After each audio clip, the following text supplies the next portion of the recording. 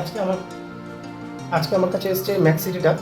তো আমি এটাকে মেন যে ভিডিওটার জন্য, তোমরা যারা এই ক্র্যাঙ্ক কী করে খোলে জানো না, অনেকে ভুল করে ইউজ করো, তাদেরকে দেখাই কী করে ব্যবহার করতে হয়। সবার আগে তোমার যেটা লাগবে সেটা হচ্ছে বটম ব্র্যাকেট ওপেনার, যে টুলটা আছে এই টুলটা তোমার লাগবে। আর এই টুলের জন্য তোমাকে আলাদা কোনো কিছু লাগে না। এই যে মাথাটা আছে এই মাথাটা এখানে ঢোকে, ঠিক আছে। আমি অলরেডি WD-40 দিয়ে রেখেছি, তো তোমরা সবসময় WD-40 ইউজ করবে।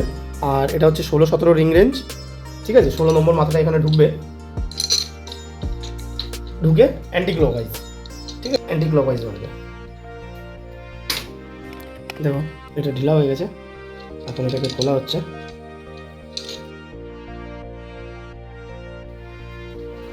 এই দেখো এই নাটটা বেরিয়ে এসছে, যেটাতে মেন সবাই ভুল করে। এই যে নাটটা, যেটা শেষের দিকের মাথাটা, এটা এখানে ঢুকাবে। অনেকে কী করে অল্প প্যাচ দেয়, কখনো অল্প প্যাচ দেবে না, পুরো এক্সট্রিমটা দেবে, মানে যতটা যাবে।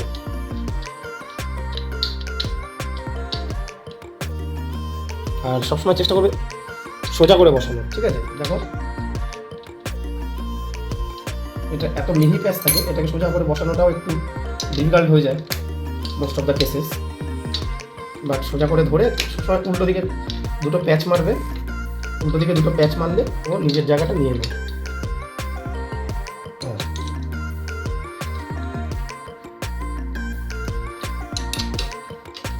এটা সোজা বসেছে। দেখো এটাকে আমি ততটা অবধি প্রেশার দিয়ে পুরো নাকটাকে টাইট দেবো যত দূর অবধি এটা যাবে। তোমরা এই ভুলটাই সবাই করে, সবাই অল্প 2-3টে প্যাচ দিয়ে ছেড়ে দেয়, তারপর যখন এটাতে প্রেশার দেয় তখন এটার থ্রেডটা কেটে এটার ভিতরে যে থ্রেডটা থাকে সেটা কেটে বেরিয়ে যায়। দেখো এটাকে পুরো এক্সট্রিম অবধি আমি প্যাচ দিচ্ছি যতটা যাবে। এবার হয়ে গেছে, এইবার আমি এইটা এর মধ্যে ঢুকাবো। এই দেখো নাক টাইট চাপ দিলেই, দুবার চাপ দিলেই খুলে যাবে।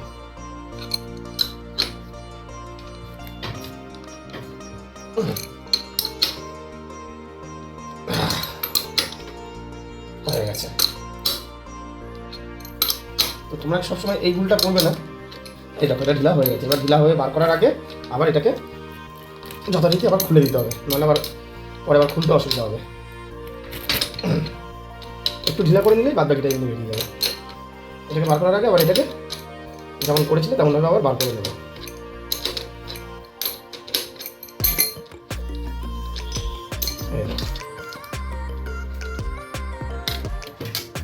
হয়ে গেল।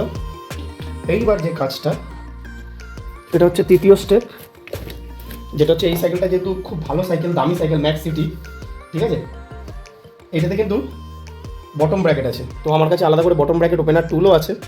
সো আমি বারবার বলেছি, এবারও বলছি, বটম ব্র্যাকেট সবসময় ডান দিকে খোলে, যেদিকে প্যাডেল ঘুরে সেই দিকেই তোমরা সবসময় ঘোরাবে।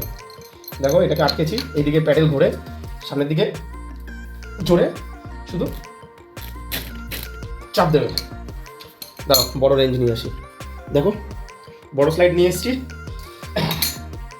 একটা চাপ দেওয়াতে বেরিয়ে গেছে। ব্যাস, এইটা সবসময় যেদিকে প্যাডেল ঘুরে সেই দিকে সবসময় ঘোরাবে, ঠিক আছে। কোনো ডান দিক বাদিক কিছু মাথায় রাখবে না, যেদিকে প্যাডেল ঘুরে সেদিকে ঘোরাবে। এই দেখো সেলের অবস্থা দেখো, পুরো রাস্টেড হয়ে রয়েছে। তো এইরকম এগুলোকেও সার্ভিসিং করতে হয়। বেশিরভাগ দোকানে বেশিরভাগ কেউই করে না এইসব, এগুলোকে খুলে সবসময় সার্ভিস করাতে হয়, ঠিক আছে। এই যে বটম ব্র্যাকেট আছে, এটাকে কিন্তু ভুলেও খুলতে যাবে না। এর সার্ভিসিং কি সেটাও আমি একটা ভিডিওতেই দেখিয়ে দিচ্ছি। কিছুই না, WD-40 নাও, চেক করো,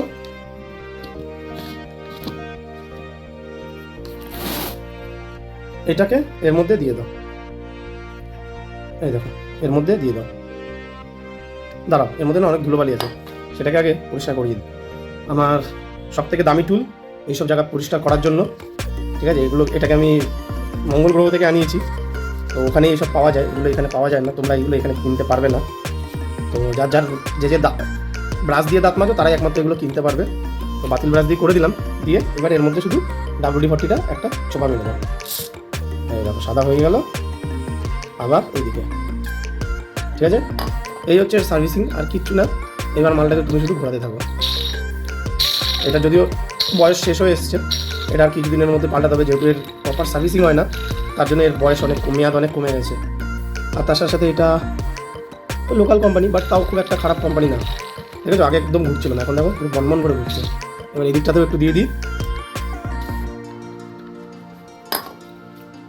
এদিকটাতেও দিয়ে দিয়েছি।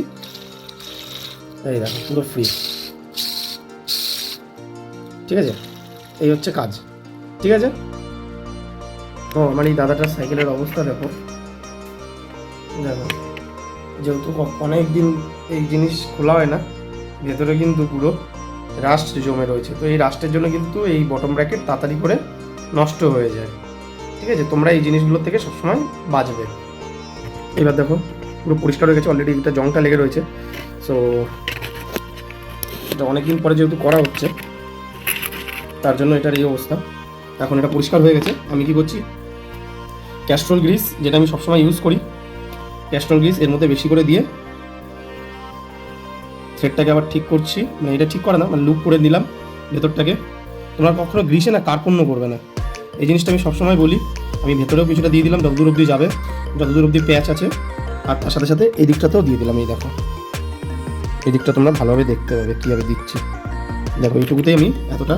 আর দোকানে যেগুলো পাওয়া যায় সাইকেলের গ্রিস বলে, যেগুলো চালানো হয়, ওগুলো খুবই বাজে গ্রিস হয়। ওগুলো আমি বলবো যারা প্রফেশনালভাবে সাইকেল চালাচ্ছ তারা যতটা পারবে কম ইউজ করবে, কারণ ওইগুলো একটু ভালো গ্রিস না।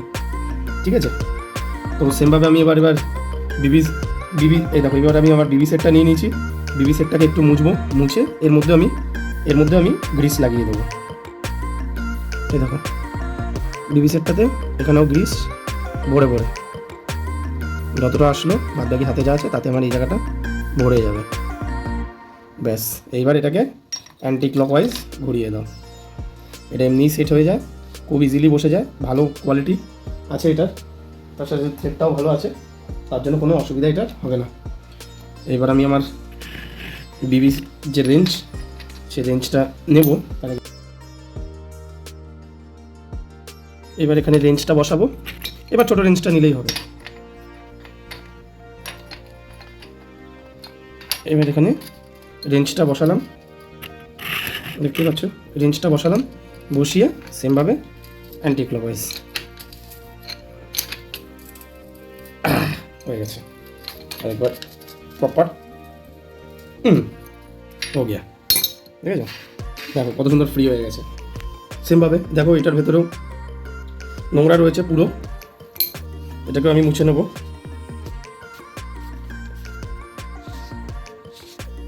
ঠিক আছে, এতে একটু WD-40 না, এখন আর মারা যাবে না, যেহেতু অলরেডি লেট হয়ে গেছে বলতে আরও আগে মারতে হতো। এখন যদি মারি তাহলে ও গ্রিসটাকে নষ্ট করে দেবে। ঠিক আছে, আমি এর মধ্যে ডাইরেক্ট গ্রিসটা অ্যাপ্লাই করলাম। গ্রিসটা আমি ভেতরেও অ্যাপ্লাই করে দিচ্ছি, যাতে এই যে রাস্টটা আছে, এই রাস্টগুলো যাতে কেটে যায়। ঠিক আছে, সেমভাবে এটাকে ধরে প্যাডেল যেদিকে উল্টো ঘোরে সেদিকে তোমরা ঘোরাতে থাকো, দেখবে একদম স্মুথলি ঢুকবে। স্মুথলি যদি না ঢোকে তাহলে ভাববে বসেনি, যেমন এটা বসেনি। ঠিক আছে, স্মুথলি ঢুকছে না। এইবার হয়ে গেছে, এইবার দেখো কত সুন্দর স্মুথলি ঢুকছে। তো যতক্ষণ না স্মুথলি এরকম তুমি ঘোরাতে পারবে হাত দিয়ে, মিনিমাম কিছুটা প্যাচ, মিনিমাম 3-4 প্যাচ তো তোমার ঢুকতেই হবে, ততক্ষণ তুমি বুঝে যাবে যে এটা স্মুথলি, মানে তোমার পুরোপুরি প্রপারভাবে থ্রেড টু থ্রেড বসেনি। এটাই হচ্ছে একে বোঝার সবথেকে বেস্ট টেকনিক, যেটার দ্বারা তুমি বুঝতে পারবে যে তোমার এটা থ্রেড টু থ্রেড বসেছে কিনা। এবার আর হাত দিয়ে ধরা যাবে না। তো আমি আবার আমার রেঞ্জটা লাগিয়ে নিচ্ছি। রেঞ্জটা লাগিয়ে ওইটা দিয়ে এটাকে কষে আবার টাইট দিয়ে দেবো।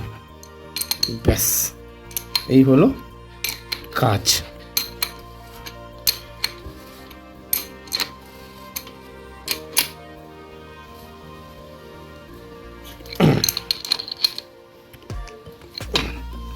এক্সট্রা যা গ্রিস ফ্রিস রয়েছে সব আমি বার করে নিলাম।